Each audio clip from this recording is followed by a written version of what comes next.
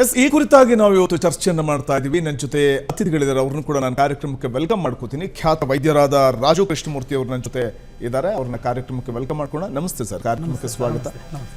ನಾವು ಗಮನಿಸ್ತಾ ಇದ್ದೀವಿ ಯಾವ ರೀತಿ ಬಿಸಿಲ ಧಗೆ ಅನ್ನುವಂಥದ್ದು ಬರೀ ಉತ್ತರ ಕರ್ನಾಟಕಕ್ಕಷ್ಟೇ ಸೀಮಿತವಾಗಿಲ್ಲ, ಕರಾವಳಿ ಪ್ರದೇಶ ಅಥವಾ ಬೆಂಗಳೂರು ಈ ಭಾಗದಲ್ಲಿ ಅಥವಾ ಮಲೆನಾಡು ಭಾಗ ಎಲ್ಲ ಕಡೆ ಬಿಸಿಲ ಧಗೆ ಹೆಚ್ಚಳವಾಗ್ತಾ ಇರುವಂತ ನಾವು ನೋಡ್ತಿದ್ದೀವಿ. ಸೊ ಪ್ರಮುಖವಾಗಿ ಈ ವರ್ಷ ಅದು ಬೇಸಿಗೆ ತಾಪಮಾನ ಈ ಪರ್ಯಾಗಿ ಹೆಚ್ಚಳ ಆಗಲಿಕ್ಕೆ ಕಾರಣ ಏನು ಅಂತ ಅನ್ಸುತ್ತೆ ಸರ್? ವಾತಾವರಣದ ಬದಲಾವಣೆ ಅಂತಕ್ಕಂಥದ್ದು ಸಹಜ, ಅದು ಪ್ರಕೃತಿ ನಿಯಮ ಅದು. ಸೊ ಬೇಸಿಗೆಗಾಲ, ಮಳೆಗಾಲ, ಚಳಿಗಾಲ ಸಹಜ ಅದು. ಸೊ ಇದು ನಾವು ಎಕ್ಸ್ಪೋಸ್ ಆಗಿಲ್ಲ ಆ್ಯಕ್ಚುಲಿ. ಸೊ ಬಟ್ ನೀವು ಬೇರೆ ಕಂಟ್ರಿಗಳಲ್ಲಿ ಕೆಲವೊಂದು ದುಬೈ ಅಂತ ಕಡೆ ಹೋದರೆ 50-55 ಡಿಗ್ರಿ ಟೆಂಪ್ರೇಚರ್ ಇರುತ್ತೆ. ಸೊ ಇಲ್ಲಿ ಸಹಜವಾಗಿ ನಮ್ಮ ಮುಂಚೆ ಎಲ್ಲ 40 ದಾಟ್ತಿದ್ದಾಗ ಆಗ್ತಿಲ್ಲ, 50 ದಾಟುತ್ತಂತಲ್ಲಿ ಆ ಮಟ್ಟಕ್ಕೆಲ್ಲ ಇರುತ್ತೆ. ಸೊ ಇಲ್ಲಿ ನಮಗೆ ಬೆಂಗಳೂರು ಕಡೆ, ನಮ್ಮ ಬೆಂಗಳೂರು ಸುತ್ತಮುತ್ತ ಕರ್ನಾಟಕದಲ್ಲಿ ಹೆಚ್ಚಾಗಿ ಏನಿತ್ತು ಅಂತಂದರೆ ಅಷ್ಟೊಂದು ಬಿಸಿಲು ಬರ್ತಾ ಇರಲಿಲ್ಲ ಬೇಸಿಗೆಗಾಲದಲ್ಲಿ ಕೂಡ. ಕಾರಣ ಏನಂತಂದರೆ ಗಿಡ ಮರಗಳ ಸಂಖ್ಯೆ ಜಾಸ್ತಿ ಇತ್ತು. ಬಟ್ ಈಗ ನಿಮಗೆ ಗೊತ್ತಿದ್ದಾಗೆ ಸೊ ಮರಗಳನ್ನು ಕಡಿದುಬಿಟ್ಟು ನಾವು ಬಿಲ್ಡಿಂಗನ್ನು ಜಾಸ್ತಿ ಮಾಡ್ಕೊಳ್ತಾ ಹೋಗ್ತಾ ಇದ್ದೀವಿ. ಸೊ ಮಣ್ಣು ಕಡಿಮೆ, ಟಾರ್ ಜಾಸ್ತಿ ಆಗ್ತದೆ. ಎಲ್ಲ ಮಣ್ಣಾದರೆ ಅಬ್ಸರ್ವ್ ಮಾಡುತ್ತೆ, ಹಿಟ್ಟನ್ನು ಅಬ್ಸರ್ವ್ ಮಾಡ್ತಕ್ಕಂಥ ಒಂದು ಶಕ್ತಿ ಇರ್ತದೆ. ಬಟ್ ಎಲ್ಲೂ ನೋಡಿದ್ರೆ ನಮಗೆ ಮಣ್ಣು ಸಿಗೋದಿಲ್ಲ. ರಸ್ತೆಯಲ್ಲಿ ಕಾಣ್ತಕ್ಕಂಥದ್ದು ಟಾರ್ ರೋಡು, ಸಿಮೆಂಟ್ ರೋಡ್, ಇವು ಹಿಟ್ಟನ್ನು ರಿಫ್ಲೆಕ್ಟ್ ಮಾಡ್ತಾ ಹೋಗ್ತವೆ. ಇದು ಒಂದು ಹಳ್ಳಿಗಳಲ್ಲಿ ಕಡಿಮೆ ಮತ್ತು ಸಿಟಿಯಲ್ಲಿ ಸ್ವಲ್ಪ ಪ್ರಮಾಣದಲ್ಲಿ ಜಾಸ್ತಿ ಇದೆ ಹೀಟ್ ಅನ್ಲಿಕ್ಕೆ ಇದು ಒಂದು ಮೇಜರ್ ಕಾರಣ ಅಂತ ಹೇಳ್ಬೋದು. ಇನ್ನು ನಾರ್ತ್ ಕರ್ನಾಟಕ ಸೈಡ್ ನೋಡಿದ್ರೆ ಮುಂಚೆಯಿಂದನೂ ಕೂಡ ಅಲ್ಲಿ ಜಾಸ್ತಿನೇ. ಅತಿ ಹೆಚ್ಚಾಗಿ ತಲೆ ಕೆಡಿಸ್ಕೊಳ್ಳೋಂಥಕ್ಕಂಥದ್ದು ಏನಲ್ಲ ಇದು. ಇಲ್ಲಿ ನಾವು ಅವರನ್ನು ನೋಡಿ ಕಲಿಬೇಕು ಅಂತ ಹೇಳ್ತೀನಿ. ಈಗ ನಾರ್ತ್ ಕರ್ನಾಟಕ ಸೈಡ್ ಯಾವ ರೀತಿ ಇರ್ತಾ ಇದ್ರು ಬೇಸಿಗೆಗಾಲದಲ್ಲಿ, ಅಥವಾ ನಾನು ಹೇಳಿದೆ ಈಗ ಸೊ ದುಬೈನಲ್ಲಿ ಬೇಸಿಗೆ ಸಮಯದಲ್ಲಿ ಯಾವ ರೀತಿ ಅವರು ಮುನ್ಸೂಚನೆ ವಹಿಸ್ತಾರೆ, ಯಾವ ರೀತಿ ಅವರು ಕಾಲ ಕಳೀತಾರೆ ಅನ್ನೋದು ನೋಡಿದ್ರೆ ಸಾಕು. ಯಾವುದೇ ರೀತಿ ಹೆಲ್ತ್ ವೈಸ್ ನನಗೆ ಅನಿಸಿದಂಗೆ ಯಾವುದೇ ರೀತಿ ಸಮಸ್ಯೆ ಆಗಬಾರ್ದು. ಡೆತ್ಸ್ ಅಂತ ಯಾವುದೇ ಕಾರಣಕ್ಕೆ ಇದರಲ್ಲಿ ಆಗ್ಲಿಕ್ಕೆ ಸಾಧ್ಯತೆ ಇಲ್ಲ ಅಂತ ಹೇಳ್ತೀನಿ ನಾನು. ಅಲ್ಲ ಈಗ ಒಂದು 2 years ಬ್ಯಾಕ್ ಬೆಂಗಳೂರಲ್ಲೇ ಸುಮಾರು 42 ಡಿಗ್ರಿ ಸೆಲ್ಸಿಯಸ್ ವರೆಗೂ ಕೂಡ ತಾಪಮಾನ ಹೋಗಿರುವಂಥದ್ದು ನಾವು ನೋಡಿದ್ವಿ. ಸೊ ಈ ಬಾರಿ ನಾವು ನೋಡ್ತಾ ಹೋದ್ರೆ ಬೆಂಗಳೂರು ನಗರದಲ್ಲೇ 35 ಡಿಗ್ರಿ ಸೆಲ್ಸಿಯಸ್ ತಾಪಮಾನ ಇದೆ. ಹಾಗೆ ಬೆಂಗಳೂರು ಗ್ರಾಮಾಂತರದಲ್ಲೇ 36 ಡಿಗ್ರಿ ಸೆಲ್ಸಿಯಸ್ ತಾಪಮಾನ ಇದೆ.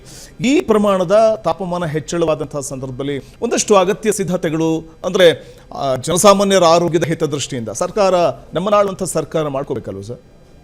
ಸರ್ಕಾರ ಅಂತಂದ್ರೆ ನಾವು ಹೇಳಿ ಎಕ್ಸ್ಪೆಕ್ಟ್ ಮಾಡ್ತೀವಿ ಹಾಸ್ಪಿಟಲ್ ಏನು ಟ್ರೀಟ್ಮೆಂಟ್ ಮಾಡ್ತಾರೆ, ಹಾಸ್ಪಿಟಲ್ ಪೂರ್ವ ಸಿದ್ಧತೆ ಇರಲಿ ಅಂತ ಹೇಳಿ. ಬಟ್ ಅದಕ್ಕಿಂತ ಮುಖ್ಯವಾಗಿ ಎಜುಕೇಟ್ ಮಾಡ್ತಕ್ಕಂಥದ್ದು, ಅರಿವು ಮೂಡಿಸ್ತಕ್ಕಂಥದ್ದು. ಯಾವ ರೀತಿ ಇರಬೇಕು ಜನ ಈ ಸಮಯದಲ್ಲಿ, ಆರೋಗ್ಯನ ಯಾವ ರೀತಿ ಕಾಪಾಡ್ಕೋಬೇಕು. ತುಂಬ ಸಿಂಪಲ್ ಇದು, ಪ್ರತಿಯೊಬ್ಬರಿಗೂ ಸಾಮಾನ್ಯವಾಗಿ ಗೊತ್ತಾಗ್ತಕ್ಕಂಥದ್ದು. ಏನಂದರೆ ಬಿಸಿಲು ಜಾಸ್ತಿ ಆದಾಗ, ಬಿಸಿಲು ಬೇಗ ಈ ಒಂದು ವಾತಾವರಣದ ಬದಲಾವಣೆ ಆಗಿ ತುಂಬ ಹೀಟ್ ಆದಾಗ ಏನಾಗುತ್ತೆ, ದೇಹದಲ್ಲಿ ಬಾಡಿಯಿಂದ ಇದು ಎವಾಪರೇಟ್ ಆಗುತ್ತೆ, ನೀರಿನ ಅಂಶ ಆವಿ ಆಗ್ತಾ ಹೋಗುತ್ತೆ.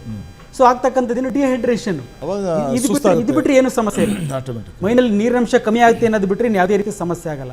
ಸರಿ, ನೀರಿನಂಶ ಕಮ್ಮಿ ಆಗುತ್ತೆ ಅನ್ನೋದೊಂದು ತಲೆಯಲ್ಲಿ ಇಟ್ಕೊಂಡಿದ್ದೀವಿ. ಇನ್ನೊಂದು ಕಡೆ ಏನಂತಂದ್ರೆ ನೀರಿನ ಜೊತೆಯಲ್ಲಿ ನಮ್ಮ ದೇಹದಿಂದ ಈ ಬೆವರಿನ ಮುಖಾಂತರ ದೇಹದಿಂದ ಹೊರಗೆ ಹೋಗ್ತಕ್ಕಂಥದ್ದು ಏನಂದರೆ ಮಿನರಲ್ಸ್. ಅದು ಕೇವಲ ನೀರಷ್ಟೇ ಅಲ್ಲ, ಮಿನರಲ್ಸ್ ಕೂಡ ಕಡಿಮೆ ಆಗುತ್ತೆ. ನಮಗೆ ಬೇರೆ ಯಾವುದೇ ಕೊರತೆ ಆಗಲ್ಲ, ಕಾರ್ಬೋಹೈಡ್ರೇಟು, ಪ್ರೋಟೀನು, ಫ್ಯಾಟು, ಆಹಾರದಲ್ಲಿ ಯಾವುದೇ ಒಂದು ಕೊರತೆ ಬರಲ್ಲ. ಬಟ್ ಒಂದು ಮಿನರಲ್ ಕೊರತೆ ಆಗುತ್ತೆ, ಒಂದು ನೀರಿನ ಕೊರತೆ ಆಗುತ್ತೆ. ಯಾಕಂತಂದರೆ ಬೆವರಿನ ಮುಖಾಂತರ ಈ ನೀರು ಮತ್ತು ಈ ಒಂದು ಮಿನರಲ್ಸ್ ಕೂಡ ಲಾಸ್ ಆಗ್ತಿರ್ತದೆ. ಬಟ್ ಈಗ ಏನಾಗಿದೆ ಅಂತ, ಈಗ ಸುಸ್ತು ಜಾಸ್ತಿ ಆಗುತ್ತೆ ಈ ಸಮಯದಲ್ಲಂತೂ. ಈಗಂತೂ ಯಾಕೆ ಜಾಸ್ತಿ ಆಗ್ತಾ ಇದೆ, ಒಂದು ಸುಸ್ತು ಬೇಸಿಗೆಗೆ ಹೋದರೆ ಬಿಸಿಲಲ್ಲಿ ಅಂತಂದರೆ ನಾವು ನೀರು ಕಡಿಮೆ ಆಗುತ್ತೆ ಅಂತ ನೀರು ಕುಡಿತೀವಿ. ನೀರಿನಲ್ಲಿ ಮಿನರಲ್ಸೇ ಇಲ್ಲ ಇವತ್ತಿನ ನೀರಿನಲ್ಲಿ. ಇವತ್ತು ಏನು ಫಿಲ್ಟರ್ಡ್ ವಾಟರ್ ನಾವು ಏನು ಯೂಸ್ ಮಾಡ್ತೀವಿ, RO ವಾಟರ್ ಏನು ಯೂಸ್ ಮಾಡ್ತೀವಲ್ಲ, ಕಂಪ್ಲೀಟಾಗಿ ಮಿನರಲ್ಸನ್ನು ತೆಗೆದಾಕಿರ್ತಕ್ಕಂಥದ್ದು ಪ್ರೊಸೆಸ್ಡ್ ವಾಟರ್. ಅದರಲ್ಲಿ ಮಿನರಲ್ಸ್ ಇಲ್ಲ. ನಾವು ನೀರು ಕುಡಿದಾಗ ಏನಾಗುತ್ತೆ, ನಮ್ಮ ದೇಹ ನೀರನ್ನು ಸೇರ್ತಾ ಇದೆ. ಬಟ್ ಇನ್ನೊಂದು ಕಡೆ ಇನ್ನೊಂದು ಕೊರತೆ ಆಗ್ತಾ ಇದೆಯಲ್ಲ, ಮಿನರಲ್ಸ್. ಆ ಒಂದು ಕೊರತೆನ ನಾವು ಸರಿ ಮಾಡ್ತಾ ಇಲ್ಲ. ನಾನು ಯಾಕೆ ಕೇಳಿದೆ ಅಂತಂದರೆ, ಸರ್ಕಾರ ಒಂದಷ್ಟು ಮುನ್ನೆಚ್ಚರಿಕೆ ತಗೋಬೇಕು ಅಂತ ಯಾಕೆ ಕೇಳಿದೆ ಅಂದರೆ, ದಿನೇಶ್ ಗುಂಡೂರಾವ್ ಅವರು ಹೇಳ್ತಾ ಇದ್ರು, ಫೈನ್, ಅವ್ರು ಹೇಳಿದ್ದನ್ನು ನಾವು ಒಪ್ಕೊಳ್ಳೋಣ, ನಾವು ಈಗಾಗಲೇ ಆಸ್ಪತ್ರೆಗಳನ್ನು ಸಿದ್ಧ ಮಾಡಿದ್ದೀವಿ ಅಂತ ಹೇಳಿದ್ರು. ಮ್ಯಾನೇಜ್ಮೆಂಟ್ ರೂಮ್ಗಳ ವ್ಯವಸ್ಥೆ ಇದೆ, ಖಾಸಗಿ ಆಸ್ಪತ್ರೆ ಇರ್ಬೋದು, ಗೌರ್ಮೆಂಟ್ ಆಸ್ಪತ್ರೆ. ಸಾಕಾಗುತ್ತಾ ಸರ್ ಅಷ್ಟು ವ್ಯವಸ್ಥೆ ಮಾಡಿದ್ರೆ? ಅಷ್ಟೇ ಸಾಕ ಅಂತ ಅಲ್ಲ, ಇದಕ್ಕೆ ಸ್ಪೆಷಲ್ಗೆ ಅಂತ ಏನು ಟ್ರೀಟ್ಮೆಂಟ್ ಇಲ್ಲ ಇದಕ್ಕೆ.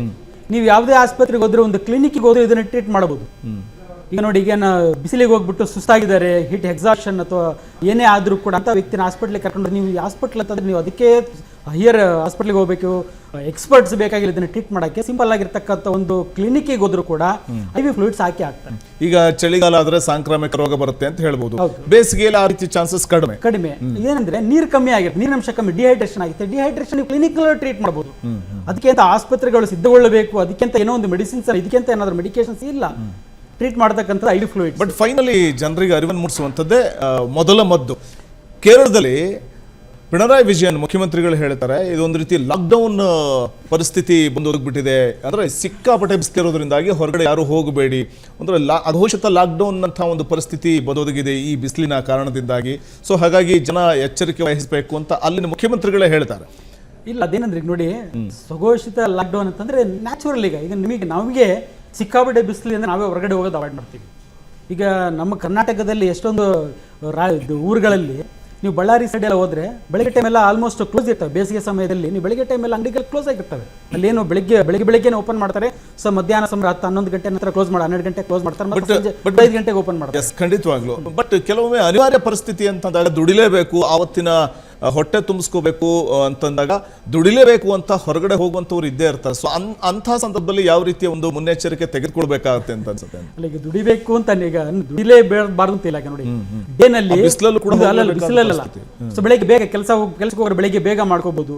ಸೊ ಮಧ್ಯಾಹ್ನ 12 ಗಂಟೆ ತನಕ 11-12 ಗಂಟೆ ತನಕ ಕೆಲಸ ಮಾಡಿ ಮತ್ತೆ ಬಂದು ರೆಸ್ಟ್ ಮಾಡಿ ಸಂಜೆ ಮತ್ತೆ ಕೆಲಸ ಮಾಡಬಹುದು. ನೀವು ಸಂಜೆ 5ರಿಂದ ನೀವು 10 ಗಂಟೆ ತನಕ ಕೆಲಸ ಮಾಡಿ, ಏನ್ ತೊಂದರೆ ಇಲ್ಲ. ಬಟ್ ಇನ್ನೊಂದು ಏನಾಗುತ್ತೆ, ಅನಿವಾರ್ಯ ಕೆಲಸಗಳು ಕೆಲವೊಂದಿದ್ದಾವೆ.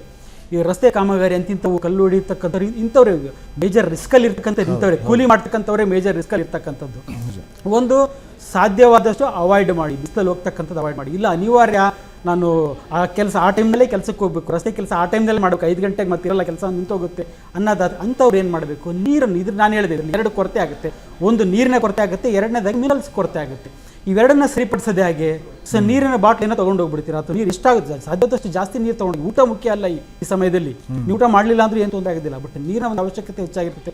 ಎಷ್ಟು ಸಾಧ್ಯ ಅಷ್ಟು ನೀರನ್ನು ತೊಗೊಂಡೋಗಿ, ನೀರಿನ ಜೊತೆಗೆ ಮಿನರಲ್ಸ್ ಅವಶ್ಯಕತೆ ಇದೆ ಅಂತಂದರೆ ಮಿನರಲ್ಸ್ ಎಲ್ಲಿ ಸಿಗುತ್ತೆ? ಮೇನಾಗಿ ನಮಗೆ ಸೋಡಿಯಮ್ಮು, ಪೊಟ್ಯಾಷಿಯಮ್, ಕ್ಲೋರೈಡ್ ಇವೆಲ್ಲ ಒಂದು ಕೊರತೆ ಆಗ್ತಕ್ಕಂಥ ಸಾಧ್ಯತೆ ಇರ್ತದೆ. ನೋಡಿ, ಒಂದು ಸಿಂಪಲ್ ಆಗಿ ಒಂದು ನಿಂಬೆಹಣ್ಣನ್ನು ಒಂದು ಹಿಂಡ್ಕೊಂಡು ಒಂದು ಗ್ಲಾಸ್ ದೊಡ್ಡ ಒಂದು ಲೀಟರ್ ನೀರಿಗೆ ಒಂದು ನಿಂಬೆಹಣ್ಣನ್ನು ಹಿಂಡ್ಬಿಟ್ಟು ಒಂದು ಚಿಟಿಗೆಯಷ್ಟು ಉಪ್ಪು ಹಾಕ್ಕೊಂಡು, ಒಂದು ಚಿಟಿಗೆ 2 ಚಿಟಿಕೆಯಷ್ಟು ಉಪ್ಪು ಹಾಕ್ಬಿಟ್ರೆ ನಿಮಗೆ ಬೇಕಾಗಿರ್ತಕ್ಕಂಥ ಮಿನರಲ್ಸ್ ಎಲ್ಲ ಸಿಗ್ಬಿಡುತ್ತೆ.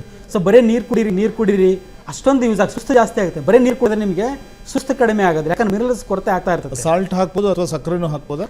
Salt important. ಮೇನ್ ನಮಗೆ ಮಿನರಲ್ಸ್ ಸಿಗ್ತಕ್ಕಂಥದ್ದು ಸಾಲ್ಟ್ ಸಿಗ್ತದೆ ಸರ್. ನೀವು ಸಕ್ಕರೆ ಹಾಕಿದ್ರೆ ನಿಮಗೆ ಗ್ಲೂಕೋಸ್ ಸಿಗುತ್ತೆ. ಸೊ ಗ್ಲೂಕೋಸ್ ಅಂತ ಅವಶ್ಯಕತೆ ಇರಲ್ಲ, ಯಾರಿಗೂ ಗ್ಲೂಕೋಸ್ ಏನು ಕಡಿಮೆ ಆಗಿರೋದಿಲ್ಲ.